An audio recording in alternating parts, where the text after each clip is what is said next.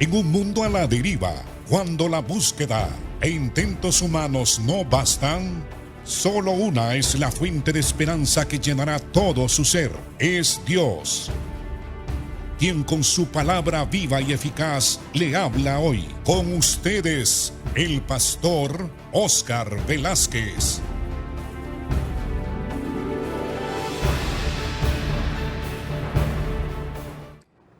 Bienvenidos hermanos y hermanas y amigos a este su programa Viva y Eficaz. Estamos en el capítulo 2 del libro de los Hechos. Ayer terminamos el capítulo, pero en el capítulo 4 también de este mismo libro de los Hechos se sigue hablando de las características que identificaban a la iglesia de Cristo en el tiempo de los apóstoles. Y se repite en el capítulo 4 las características que se mencionan en el capítulo 2 de este libro de los Hechos. Esto lo hace el Espíritu Santo guiando a Lucas, que escribió este libro, para enfatizar que estas son las características, las cualidades básicas que no deben dejarse de practicar en la iglesia en toda época, en todo tiempo, en toda cultura y en toda nación. Entonces, encontramos en el capítulo 4 también a Pedro y a Juan sanando a un hombre que era paralítico y que estaba pidiendo limosna en una de las entradas del templo. Y Pedro le dijo a este paralítico: no tengo oro ni tengo plata, pero lo que tengo te doy. En el nombre de Jesús, levántate y anda. Y se produjo este milagro y el hombre que había estado inútil, cojo, sin jamás haber caminado, ahora está brincando y saltando y entrando al templo. Ha sido él de los apóstoles. Entonces fue notorio, todo el mundo se admiró del milagro que había ocurrido. Entonces, al reunirse la multitud, ellos empezaron a predicar el evangelio. Ellos aprovechaban toda ocasión, todo momento, para dar testimonio de Cristo. Y este será el momento más idóneo, pues allí hay un milagro. Y les dice: no nos vean a nosotros, no somos nosotros ni nuestra piedad lo que ha levantado a este hombre. Y él empezó entonces a predicar a Jesucristo. Porque es Jesús quien salva, es Jesús quien hace sanidades, es Jesús quien hace prodigios y portentos y maravillas. A él sea el honor, la honra y la gloria siempre, en todo lugar, en todo tiempo, en todo país, en cualquier lugar de este globo terráqueo. A Cristo sea el honor, la honra y la gloria. Y al final, en el verso 32, cuando los soltaron porque los habían llevado y los habían encarcelado, al día siguiente los dirigentes israelitas les preguntaron que con qué autoridad habían hecho estas cosas.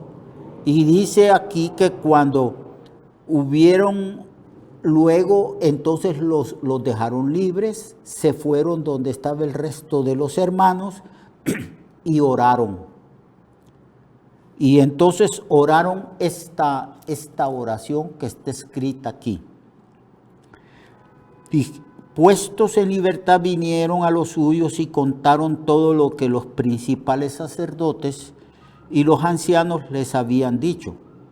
Y ellos, habiéndolo oído, alzaron unánimes la voz al Señor y dijeron: soberano Señor, tú eres el Dios que hiciste el cielo y la tierra, el mar y todo lo que en ellos hay, y que por boca de David tu siervo dijiste: ¿por qué se amotinan las gentes y los pueblos piensan cosas vanas? Se reunieron los reyes de la tierra y los príncipes se juntaron en uno contra el Señor y contra su Cristo, contra su ungido. Porque verdaderamente se unieron en esta ciudad contra tu santo Hijo Jesús, a quien ungiste Herodes y Poncio Pilato, con los gentiles y el pueblo de Israel, para hacer cuanto tu mano y tu consejo habían antes determinado que sucediera. Y ahora, Señor, mira sus amenazas y concede a tus siervos que con todo de nuevo hablen tu palabra mientras tú extiendes tu mano para que se hagan sanidades y señales y prodigios mediante el nombre de tu santo Hijo Jesús. Y cuando ellos terminaron de orar, el lugar en que estaban congregados tembló y todos fueron llenos del Espíritu Santo y hablaron con denuedo la palabra. Se les amenazó a los apóstoles, se les metió también a la cárcel para que ya no se predicase en el nombre de Jesús. Allí fue cuando Pedro dijo: juzgad vosotros si es justo obedecer a los hombres antes que a Dios, porque Dios mismo nos comisionó a la iglesia, a todo mundo, a todos los cristianos. El Señor mismo, con su autoridad suprema, siendo Él el soberano, el Rey del universo, ha autorizado a la iglesia, a los miembros de la iglesia, a que prediquemos, que hablemos, que testifiquemos del Evangelio. Habiendo pues la iglesia recibido la gran comisión y la autoridad legal y también la autoridad como fuerza o habilidad para predicar el Evangelio, jamás podemos obedecer al hombre que pretende que nosotros no prediquemos, que nosotros no testifiquemos. Eso es lo que dijo Pedro. Luego entonces fueron a los suyos, a la iglesia, y oraron. Y comenzaron diciendo que Dios es soberano. Y también hablaron de cómo se oponían los seres humanos y las autoridades, como siempre se han opuesto a lo largo de la historia de los seres humanos en este mundo.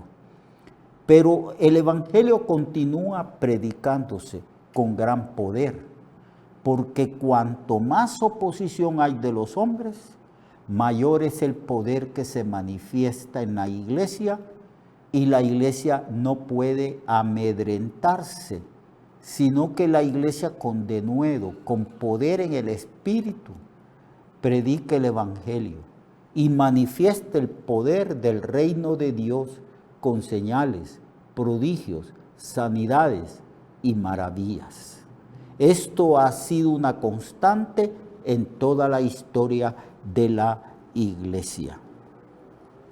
Por eso cuando oraron y pidieron fortaleza, valentía, pidieron que se manifestase el poder de Dios frente a la oposición del gobierno humano, porque fueron los dirigentes de Israel los que se oponían a la predicación.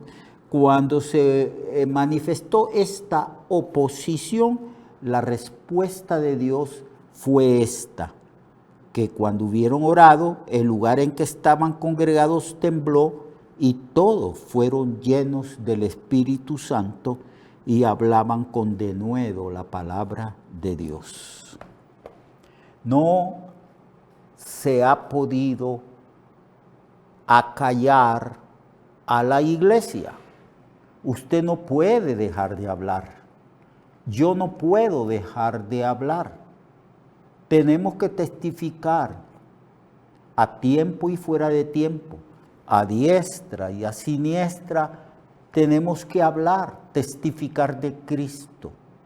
Pidámosle al Señor de nuevo valentía, poder espiritual para dar testimonio de Cristo a nuestros familiares, a nuestros parientes, a nuestros vecinos, a nuestros amigos, a nuestros compañeros de trabajo, a toda persona, hablemosle de Cristo.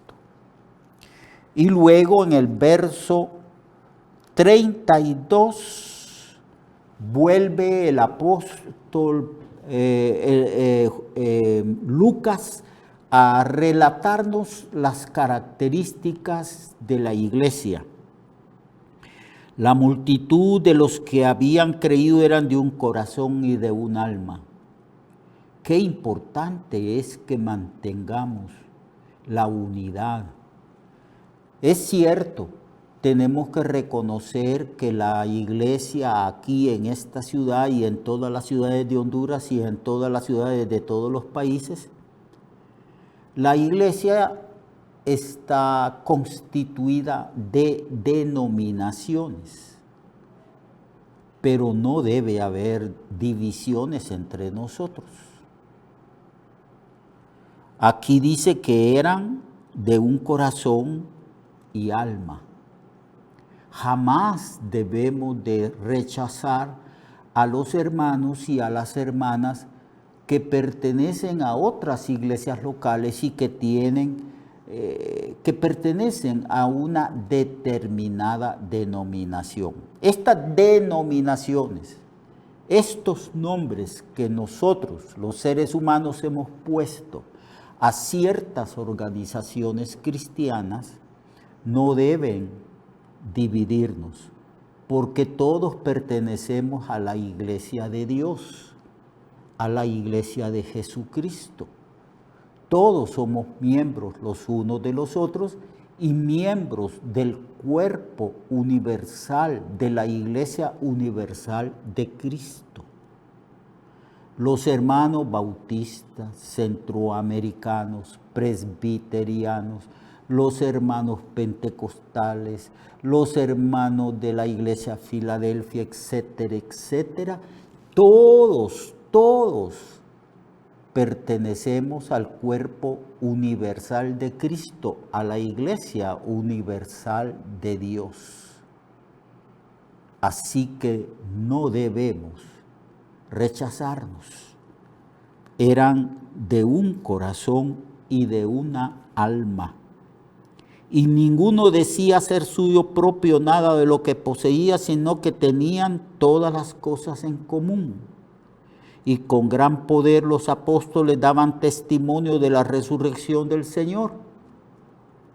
Y abundante gracia era sobre ellos. Amados hermanos, con gran poder los apóstoles daban testimonio de la resurrección del Señor Jesús, y abundante gracia era sobre todos ellos. Aquí en el capítulo 4 vuelve a repetirse las características esenciales, básicas de una iglesia naciente, de una iglesia que se acaba de fundar. Se reunían con corazón sencillo, con gozo, con alegría, con gratitud. Asumo yo que al principio no habían tantos predicadores, así que leían las escrituras, tanto del Antiguo Testamento, porque no habían todavía escrituras del Nuevo, pero repetían las enseñanzas que los apóstoles habían impartido. Y con alegría se reunían, oraban, cantaban, y había una tremenda manifestación del amor de Dios y la preocupación que tenían los unos de los otros. No permitían que un hermano en Cristo tuviera hambre o estuviera descalzo o anduviera en harapos, sino que todas las necesidades esenciales y básicas para la vida diaria, ellos las satisfacían. Así que volvemos a ver que se repite esto. Hasta se pone un ejemplo de un hombre, de un cristiano, de un discípulo de Cristo llamado José, verso 36. Entonces José, a quien los apóstoles pusieron por sobrenombre Bernabé, que traducido es hijo de consolación, él era un levita, era de la tribu de Leví. Los levitas eran los que ayudaban a los sacerdotes a ministrar en el templo de Jerusalén. Entonces Bernabé, que era de la tribu de Leví, natural de Chipre, como tenía una heredad, la vendió y trajo el precio y lo puso a los pies de los apóstoles. Era un hombre bueno, generoso, lleno del Espíritu Santo. Era un hombre muy especial, muy especial. Se le llamó hijo de consolación. ¿Por qué se le llamó hijo de consolación? Bueno, se le puso el nombre de Bernabé, que quiere decir hijo de consolación. Eso era lo que él hacía. Él consolaba, la gente se sentía bien. Él siempre él era muy sensible, muy empático. Él siempre estaba ayudando a la gente. Recuerda que más adelante, cuando el apóstol Pablo se convirtió a Cristo y Pablo quería reunirse con los cristianos de aquel entonces no querían reunirse con Pablo porque le tenían miedo. Y Bernabé, que era un hombre muy especial, se acercó a Pablo, habló con Pablo, indagó respecto a la fe y a la conversión de Pablo. Luego tomó a Pablo y lo trajo al resto de los hermanos y de los líderes de la iglesia.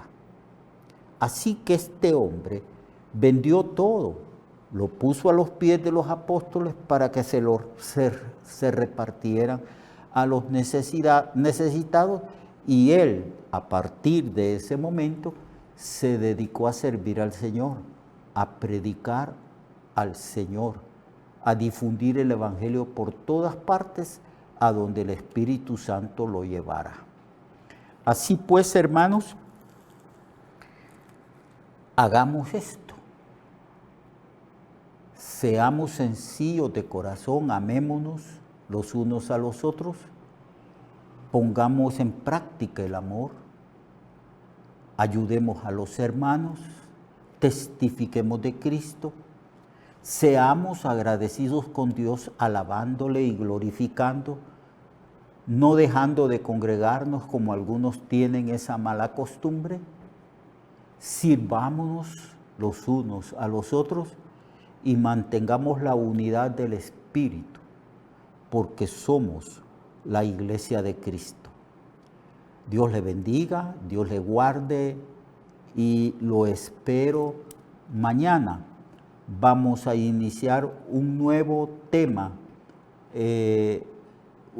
Vamos a tomar un nuevo pasaje para analizarlo, para enseñarlo, para que crezcamos en la voluntad y en el conocimiento de Dios. Dios le bendiga y Dios le guarde. Recuerde que su vida puede cambiar y mejorar, porque la palabra de Dios es viva y eficaz, y más cortante que toda espada de dos filos. Hebreos 4:12. Nuestra oración y deseo es que esta palabra predicada lleve mucho fruto.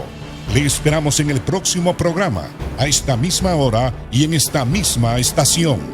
Esta es una producción de Ministerios Reflexionarte, en colaboración con Sirkenu Network.